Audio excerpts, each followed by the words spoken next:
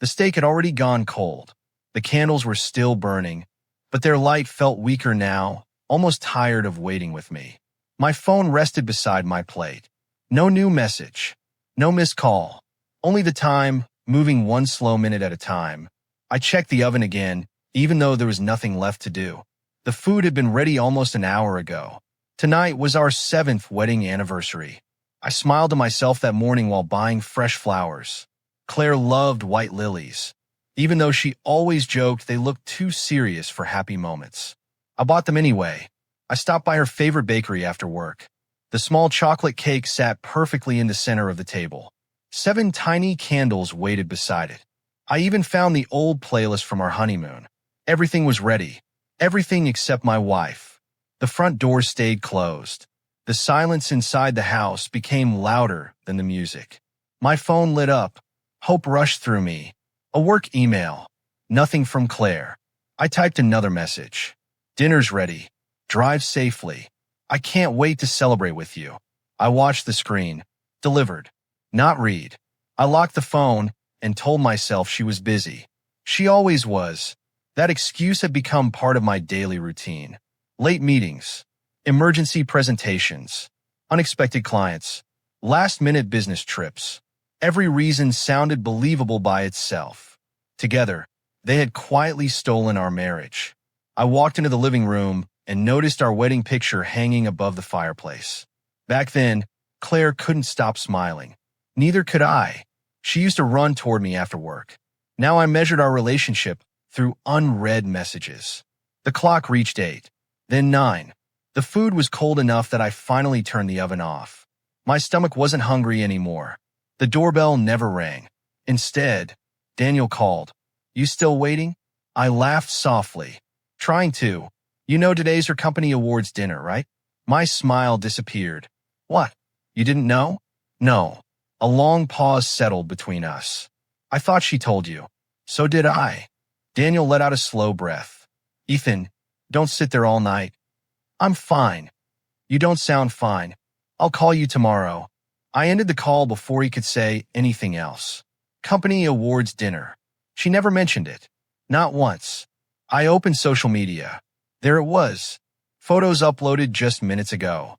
Claire stood on a brightly lit stage wearing the blue dress we picked together 2 weeks earlier. She had told me she was saving it for tonight. She wasn't lying. Just not for me. Another picture appeared. Ryan Brooks stood beside her, smiling confidently. They held matching glasses while co-workers applauded around them. The caption caught my attention. "Celebrating another successful year with a teammate who always understands me." Always understands me. My thumb stopped moving. The words stayed in front of me like they refused to disappear. I looked around our dining room. 2 untouched plates. 2 glasses. 1 empty chair. The flowers had already started to lean. I grabbed my jacket. Maybe there was still time.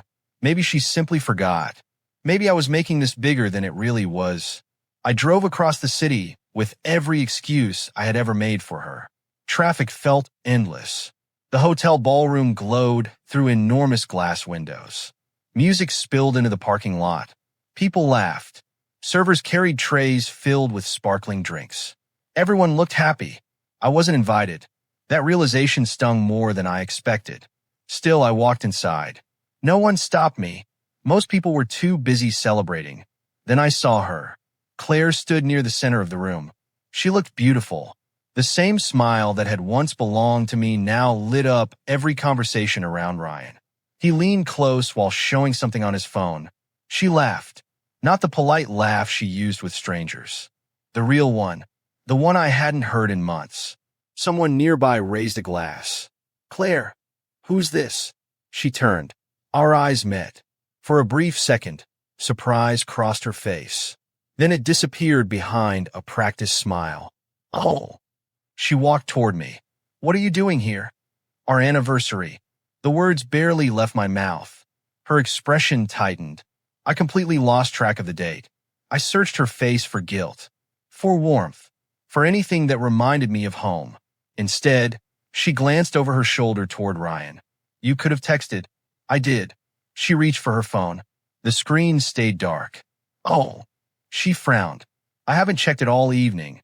Before I could answer, Ryan approached us. Everything about him looked effortless. Perfect suit, easy smile, comfortable confidence. Claire straightened almost automatically. Ryan, this is Ethan. He offered his hand. It's great to finally meet you. I shook it.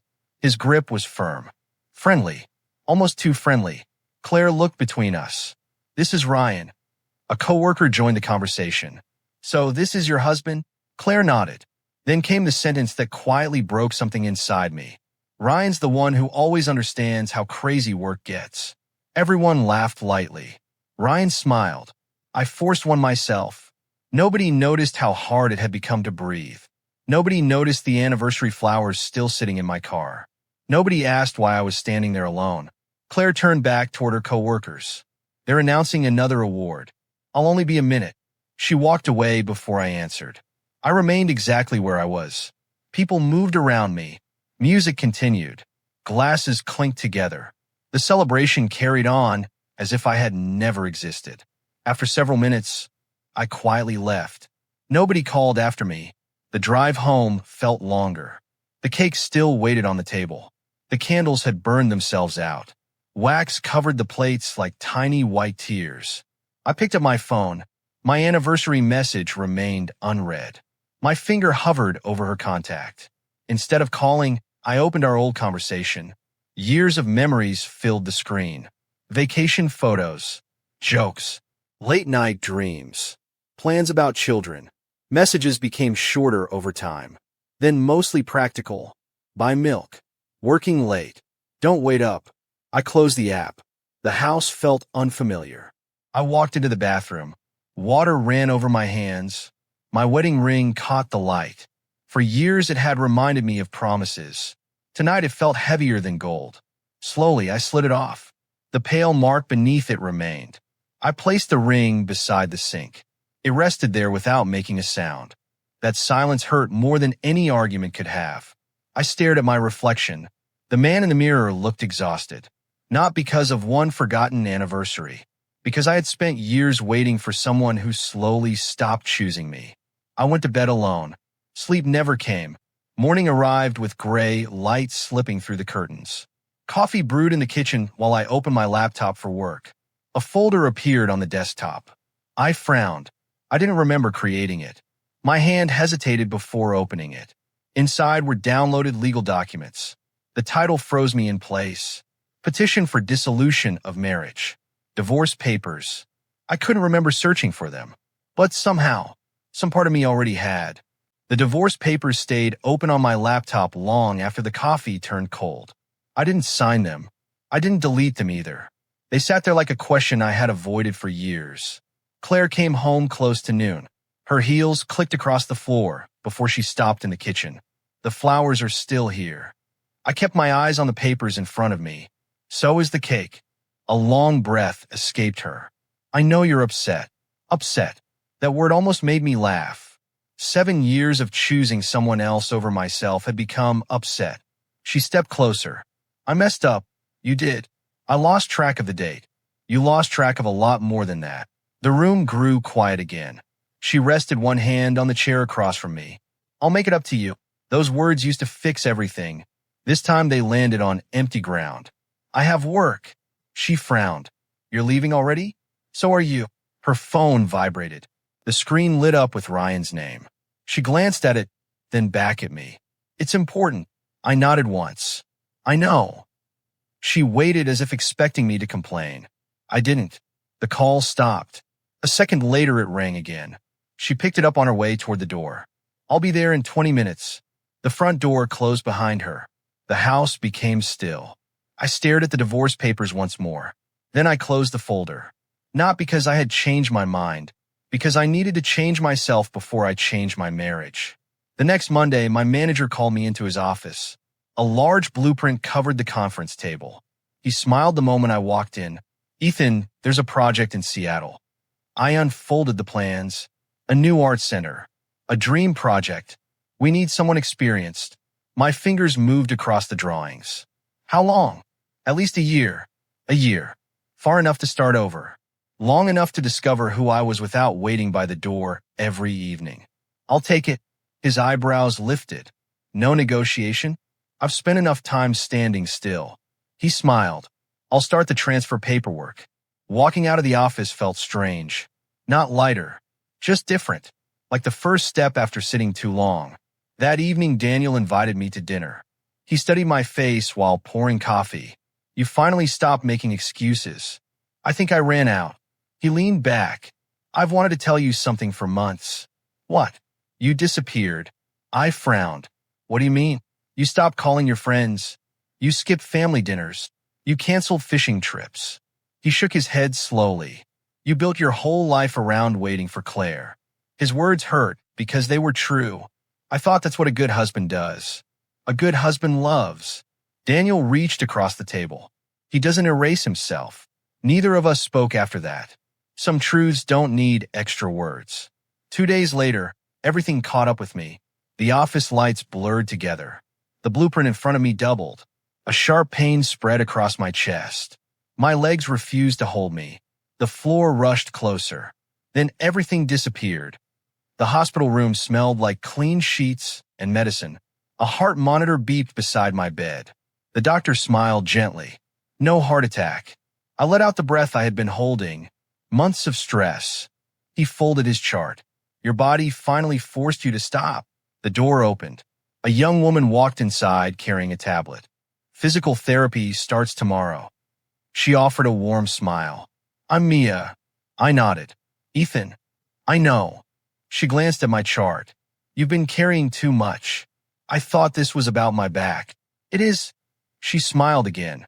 But people don't usually collapse because of one sore muscle. Over the next few weeks, therapy became part of my routine. Stretch, walk, breathe, repeat. Simple things. Things I hadn't paid attention to in years. One afternoon, I struggled through another exercise. I'm terrible at this. Mia laughed softly. You keep showing up. That doesn't mean I'm improving. It means you haven't quit. She handed me a bottle of water. You spent a lot of time being hard on yourself. I could have done more. More for who? The answer came too quickly. My wife. And what about you? I opened my mouth. Nothing came out. She nodded gently. Exactly. That question followed me home. What about me? I couldn't remember the last time anyone had asked. Claire barely noticed the changes. I stopped texting during the day. Stopped reminding her about meals. Stopped checking if she made it home safely. Instead of asking where she was every evening, I worked on my transfer papers. She walked into my office one night carrying a mug. You've been quiet lately. I've been busy. She placed the mug beside my laptop. Everything okay? I almost answered honestly. Then I realized she hadn't truly wanted the answer for a very long time. I'm fine. She accepted it without another question. That hurt more than if she had argued. Weeks passed. The transfer became official. The airline ticket arrived. Apartment confirmed. Project approved. A new chapter waited on the other side of one flight. I packed slowly. Not because I doubted my decision. Because every shirt carried a memory. Every drawer reminded me of promises we once believed. Claire came home early one Friday. She stopped outside the bedroom. The suitcase rested on the bed. Half full. My passport lay beside it. She stared without moving. What's this? I'm packing. I can see that. Her voice sharpened. Where are you going? Seattle. She blinked. For work. For a year. The color drained from her face. A year? I folded another shirt. You never mentioned this. You never asked. She stepped closer. When were you planning to tell me? I just did. Her breathing became uneven. You can't leave. I already accept it. What about us? My hands rested on the suitcase zipper. What about us? The question stayed between us. She searched my face. You're really doing this? I am. Because of one anniversary? I shook my head. No. Then why? I glanced around the room. The answer is everywhere. Her eyes moved across the cold space between us. The untouched wedding picture. The empty chair near the window. The ring still missing from my hand. Understanding slowly reached her. You've been leaving for a long time. I didn't deny it. She reached toward my arm. My phone vibrated inside my pocket. The moving company. One last confirmation. I have to finish packing. She lowered her hand. You won't even fight for us? I did. The words came quietly. For years. She stood there while I folded the last shirt. No shouting. No dramatic goodbye. Only two people realizing they had been living different marriages under the same roof. Later that night, I opened my contacts. Claire's name still carried the little red star beside it. Emergency contact. My thumb rested there for several seconds. Then I changed it. Daniel Carter. Save. One small change. One enormous meaning. Before sleeping, I opened a blank document. I started writing. Claire. The words flowed easily. Every disappointment. Every hope. Every reason I stayed. Every reason I finally had to leave. By midnight, the letter was finished. I read it once, then saved it without printing, without sending. Some goodbyes don't need witnesses. Morning arrived faster than expected. The airport buzzed with travelers dragging suitcases toward new destinations. Mine rolled quietly beside me. The boarding announcement echoed through the terminal. I took one last look at my phone. No messages. No apology. No request to stay. I smiled sadly. Maybe that made leaving easier. Then the screen lit up. Claire calling. It rang once, twice, 3 times. The voicemail icon appeared. A second later, another call came through. I answered nothing. Then her voice reached me through the missed voicemail notification. Husband, please don't get on that plane. My boarding group was announced. The phone kept ringing in my hand. I slipped it into my pocket. Without another glance, I walked toward the gate while the sound slowly faded behind me. The city welcomed me without asking who I used to be. That felt strange. Nobody here knew the man who waited beside cold dinners or stared at unread messages until midnight. They only knew the architect who showed up early with rolled blueprints under one arm and coffee in the other. That was enough. My apartment overlooked the waterfront. It wasn't large. 1 bedroom. A small balcony. A couch that still smelled new. Every evening, I opened the windows and listened to the waves instead of wondering why my phone stayed quiet. The habit of checking it every few minutes didn't disappear overnight. My hand still reached toward my pocket without thinking. Each time I caught myself, I smiled a little. Healing wasn't one big moment. It was hundreds of small choices. Work filled my days. The arts center slowly rose from steel and concrete. Every completed floor reminded me that strong things aren't built in a single day. Neither are broken people. One afternoon, my project manager stopped beside my desk. The city council loved your presentation. I blinked. Really? They approved the next phase. He grinned. You've earned this. Months earlier, I would have rushed to call Claire. I would have wanted to hear her tell me she was proud. Instead, I celebrated with the team. That realization stayed with me all night. I didn't need permission to enjoy my own success anymore. Physical therapy continued twice a week. Mia watched me finish another set of exercises. No pain. Only the normal kind. She laughed. I'll take that as progress. I stretched my shoulders. I almost canceled today. Why? I've been busy. She crossed her arms with a playful smile. Listen to yourself. What? That's exactly what you used to complain about. I couldn't help smiling. You noticed. I noticed patterns. She handed me a towel. You finally make time for yourself. It still feels selfish. It isn't. She pointed toward the window. If you never repair the foundation, the whole building falls. I laughed quietly.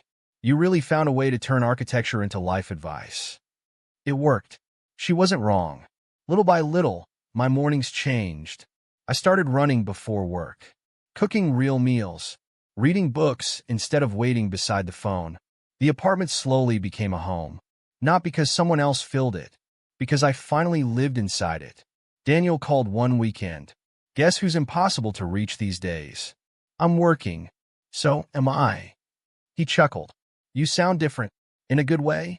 In a peaceful way. That word stayed with me after the call ended. Peace.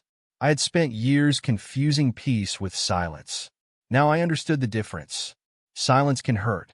Peace can heal. One evening, my phone buzzed with a message from an unknown number.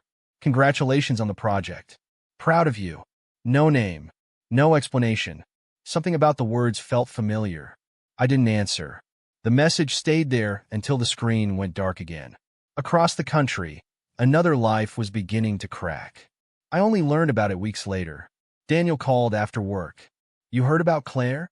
"No." Ryan threw her under the bus. I stayed quiet. He presented her proposal as his own. What happened? The company believed him. I leaned back in my chair. I didn't know. Apparently she fought back. Daniel paused. It didn't end well. The conversation ended soon after. I placed the phone on my desk. Part of me expected satisfaction. Instead, I felt something much quieter. Sadness. Not because she was losing, because I remembered how hard she had worked for those promotions. I never wanted her to fail. I only wanted her to remember I existed while she succeeded. A few days later, Mia noticed I seemed distracted. "You've been somewhere else all morning." "My wife." The words slipped out before I corrected myself. Claire." She waited patiently. "Something happened at work. You still care." "I probably always will." She nodded. "Loving someone doesn't disappear just because they hurt you." "No, but staying where you're hurt is a different choice." Her words settled gently inside me. There was no judgment, only honesty. Back home, I opened an old storage box while searching for winter clothes. At the bottom sat one framed wedding photograph. I remembered packing it without thinking. Now dust covered the glass. I picked it up. Two smiling faces stared back at me. We looked so certain, so confident that love alone could carry us forever. It couldn't. Not without effort. Not without respect. I wrapped the picture in newspaper again, then placed it back into the box. Not because I hated the memory, because memories belong in storage when they no longer belong in your future. Weeks passed. The Arts Center reached another milestone. Local newspapers featured the project. My interview appeared online. Daniel texted a screenshot. "Look at you, celebrity." I laughed. That evening, another message arrived. This time I knew exactly who sent it. "I saw your interview. You look happy." Claire. Her contact had disappeared months earlier. I remembered deleting it before boarding the plane. Somehow she had found another way to reach me. The typing bubble appeared. Disappeared. Appeared again. Finally, another message arrived. "Can we talk?" My thumb hovered above the screen. Instead of replying, I locked the phone. The next morning, curiosity won. I opened my contacts. Her name wasn't there anymore. Without thinking, I added it back. Claire Carter. Nothing more. No heart. No favorite. No emergency contact. Just a name. I stared at it for several seconds, then placed the phone face down. Restoring the contact didn't mean reopening the door. She called that afternoon. The phone vibrated across my desk. Her picture appeared. The same smiling face from years ago. I watched the screen until it stopped ringing. A voicemail arrived. I didn't play it. Another call came the next day. Then another. Each one ended the same way. Unanswered. Not out of revenge. Because I wasn't ready to step backward after working so hard to move forward. Meanwhile, life kept changing. The apartment walls slowly filled with project sketches.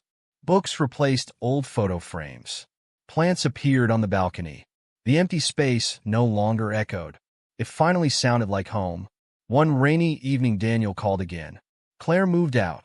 I frowned. "What do you mean?" She went back to her old apartment. "What happened to the house?" "It's up for sale." After hanging up, I imagined those familiar rooms. The dining table. The kitchen. The hallway where we used to race each other after grocery shopping. Now empty. Every footstep probably echoed through the house. The silence she once left me with had finally found its way back to her. A week later, another mutual friend sent me a picture. Claire stood alone in a nearly empty apartment. Boxes surrounded her. One photo frame rested against the wall. Our wedding picture. The same one that had once hung above our fireplace. Now wrapped in bubble wrap, waiting to be stored away. I closed the image. There was nothing left to say. My own life demanded my attention. The grand opening of the Arts Center drew closer every day. Reporters visited the construction site. Investors toured the building. The future I once feared had quietly become the life I always needed. One bright Monday morning, I left my office for a meeting across the street. The sidewalks bustled with people. Coffee cups, business suits, traffic humming in every direction. Then my steps slowed. A familiar figure stood near the entrance. Claire. She held her purse tightly with both hands. The confidence I remembered had faded. Dark circles rested beneath tired eyes. She noticed me immediately. Hope flickered across her face. My name almost escaped her lips. I acknowledged her with one calm nod. Then I kept walking. She turned as if ready to follow. My footsteps never stopped. Behind me, I could feel the weight of everything we had once been. Ahead of me, the glass doors of my office reflected the man I had become. Please don't walk away again. Claire's voice reached me just before I stepped through the office doors. My hand rested on the handle. For a moment, I simply stood there. Not because I wanted to stay, because I remembered the man who would have turned around without thinking. That man had spent years hoping one conversation could save everything. I wasn't him anymore. I faced her. The sidewalk buzzed with people heading home from work, but the world around us seemed far away. She held a small paper bag against her chest. Dark circles framed her eyes. The confident executive who once filled every room now looked unsure of where she belonged. Can we talk? I checked my watch. I have 15 minutes. Relief crossed her face. There's a cafe nearby. We walked without speaking. Months ago, the silence between us felt heavy. Now it simply existed. The cafe was quiet. Rain tapped gently against the windows. She wrapped both hands around a cup of tea, but never took a drink. I've practiced this conversation 100 times. I don't think practice helps. A weak smile appeared. No, probably not. She lowered her eyes. I'm sorry. The words stayed in the air. Not dramatic. Not loud. Just honest. I know that doesn't fix anything. No. I forgot our anniversary. You forgot much more than that. She nodded slowly. I know. Neither of us rushed to fill the pause. She reached in her purse and placed her phone on the table.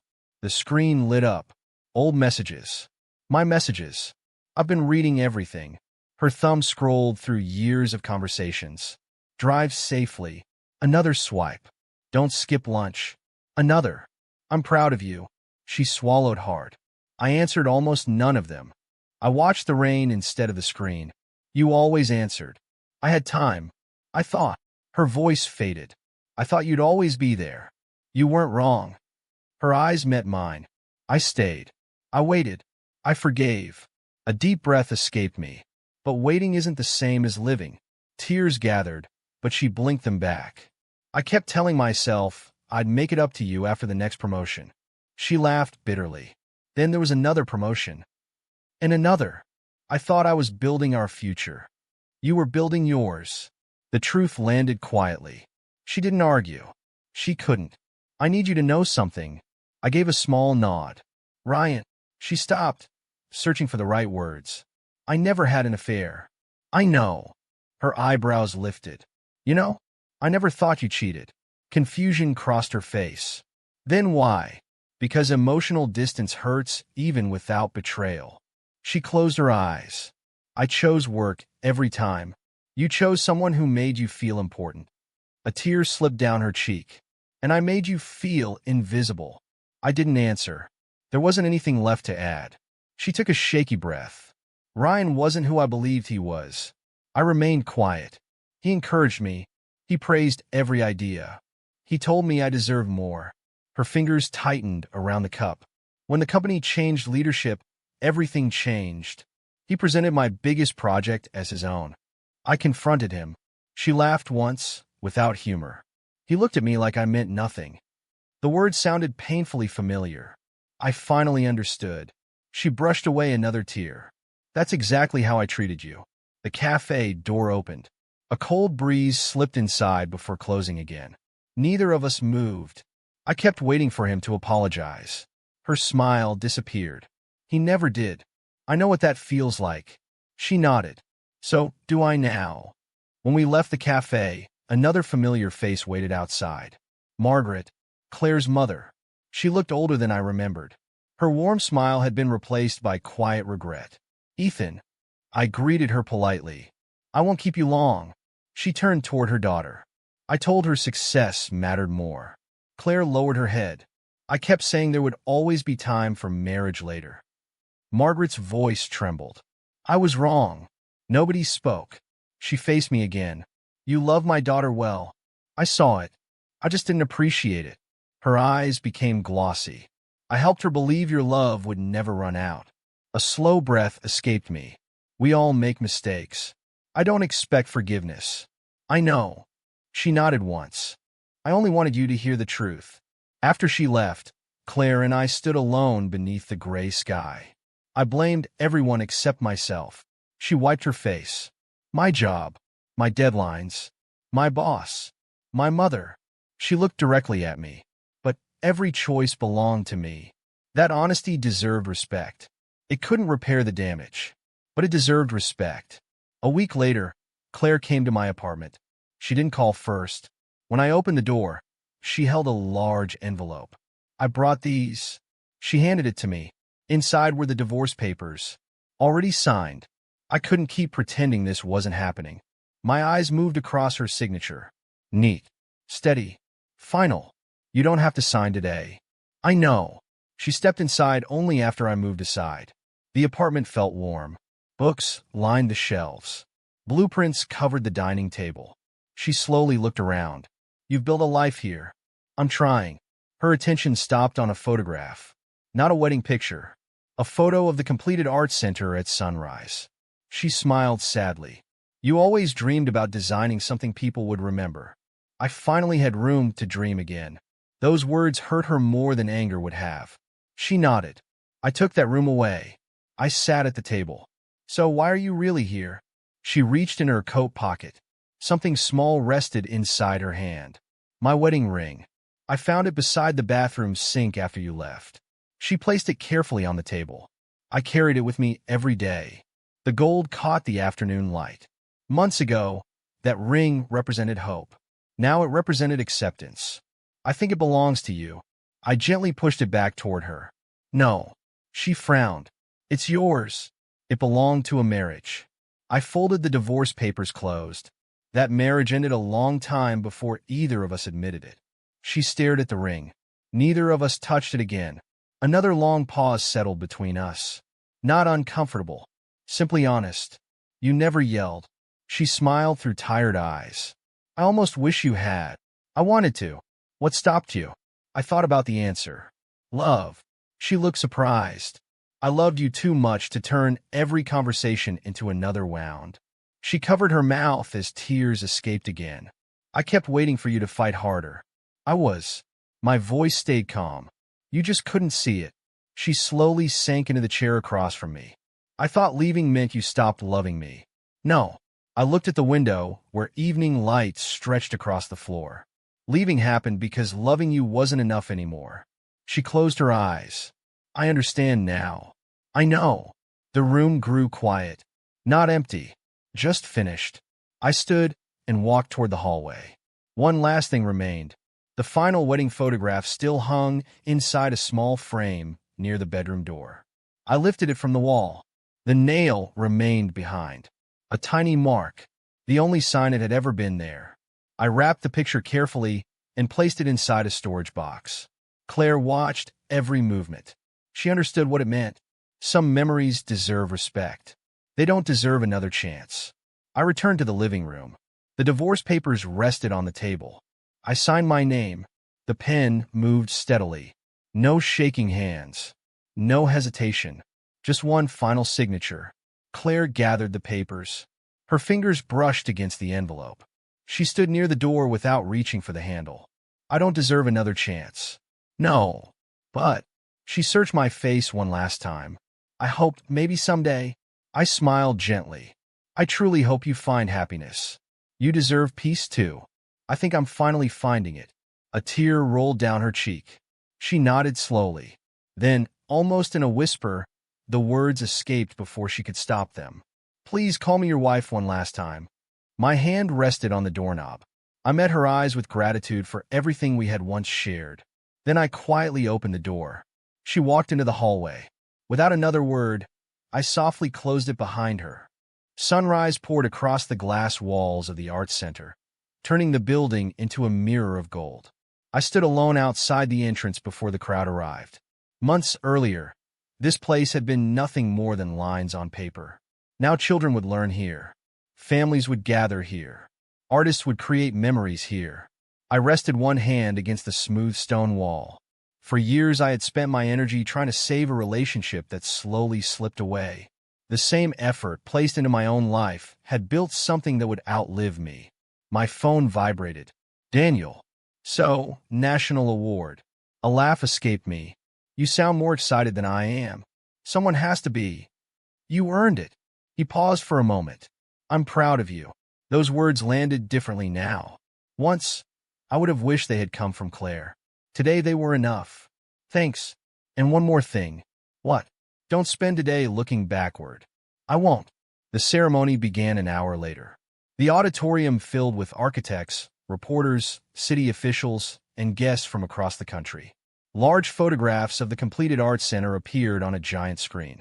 When my name echoed through the room, applause rose from every corner. I walked toward the stage without rushing. Each step felt steady, not because I wasn't nervous, because I finally trusted the man taking those steps. The award rested in my hands.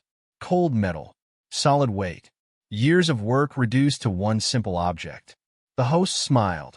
You've inspired many young architects. Would you like to say a few words? I nodded. The microphone waited. Hundreds of faces looked toward me.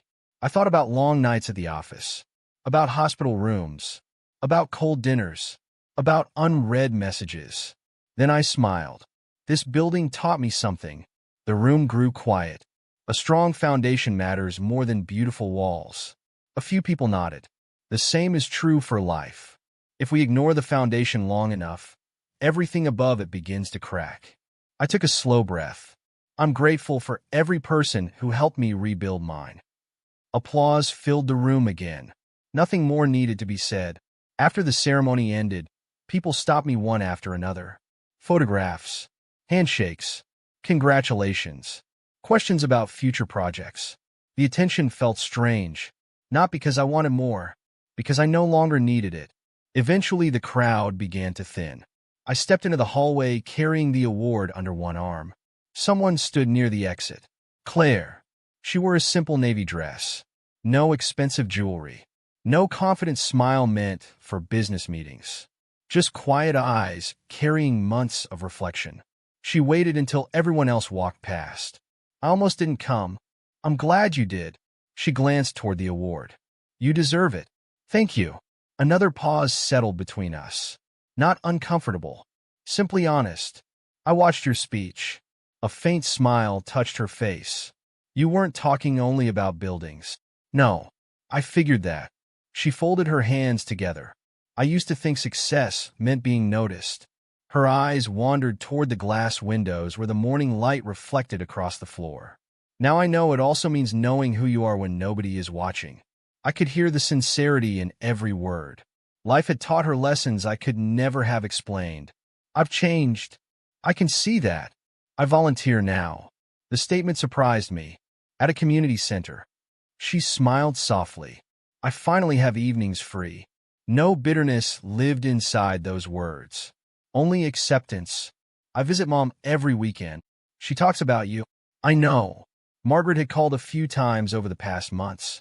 Never to interfere. Only to ask how I was doing. She had quietly carried her own regrets. Claire reached into her purse. I found something while packing the last box. She held out a small velvet pouch. You should decide what to do with it. I opened it. My wedding ring rested inside. The same ring she had tried to return months earlier. She must have kept it after I refused. I can't carry it anymore. The gold looked smaller than I remembered. It no longer represented promises. Only a chapter that had reached its ending. Across the street stood a small donation sculpture. People often left meaningful objects there before beginning new chapters in life. Without speaking, we walked toward it together. The morning breeze moved gently through the trees. I held the ring one final time. Images passed through my mind. Our wedding day. Our first apartment. Late-night pizza on the floor before we bought furniture. Road trips. Laughter. Arguments. Waiting. Leaving. Healing. I placed a ring inside the sculpture. Neither of us reached for it again. Claire released a slow breath. I think it belongs to the past. It does. She nodded. Thank you. For what? For loving me when I didn't know how to love you back. Emotion rose inside me, but it wasn't anger. It wasn't pain either. It was gratitude, because despite everything, those years had shaped the person standing here. I truly hope your future is kind to you. Her eyes became glossy. And yours. We started walking back toward the sidewalk. Halfway there she stopped. There was one thing I never understood. I waited. How did you stop hating me? I looked toward the art center shining beneath the morning sun. I realized hate would keep me connected to the past. And I wanted my future more. She smiled through damp eyes. That sounds like you. No. A quiet laugh escaped me. It sounds like the man I finally became. She nodded slowly. I wish I had met him sooner. You did. Confusion crossed her face. We were married. The truth settled gently between us. I just wasn't strong enough to stay that man. Her eyes lowered. I understand. A black car pulled up beside the curb. My driver leaned out the window. We're ready whenever you are. I'll be there in a minute. He nodded and waited. Claire took one small step closer. Not close enough to touch. Just close enough to remember. Husband. The word slipped out naturally. Her eyes widened. She closed them for a brief second. I'm sorry. A sad smile appeared. I guess old habits don't disappear overnight. They don't. She laughed quietly. No, they don't. The wind lifted a few strands of her hair. She tucked them behind one ear. I should have called you that when it still mattered. Neither of us tried to fill the silence that followed. Some moments become complete without another sentence. She extended her hand. Not as a wife. Not asking for another chance. Simply as someone saying goodbye. I shook it warmly. Take care of yourself. You too. She hesitated before turning away. Then she stopped once more. I'm really proud of you. Those words would have meant everything to the man who waited beside cold dinners. Today they simply felt kind. Thank you, Claire. She smiled. A real smile. Not because she expected anything in return, because she had finally accepted the truth.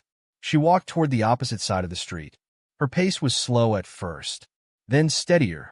She never turned around. Neither did I. I climbed into the car. The driver glanced at the award resting beside me. Big day. It is. Where to now? I looked through the windshield. The road ahead stretched beneath the bright morning sky. A new project waited in another city. Another dream. Another beginning. Let's go. The car pulled away from the curb. The arts center slowly disappeared in the distance, glowing beneath the rising sun. I didn't win because I left my marriage. I won because I finally stopped leaving myself behind. Claire had called me husband one last time. The word no longer belonged to me. My name did. My future did. My peace did. I kept my eyes on the road ahead. And I never looked back again, because after all those years, my future finally belonged to me.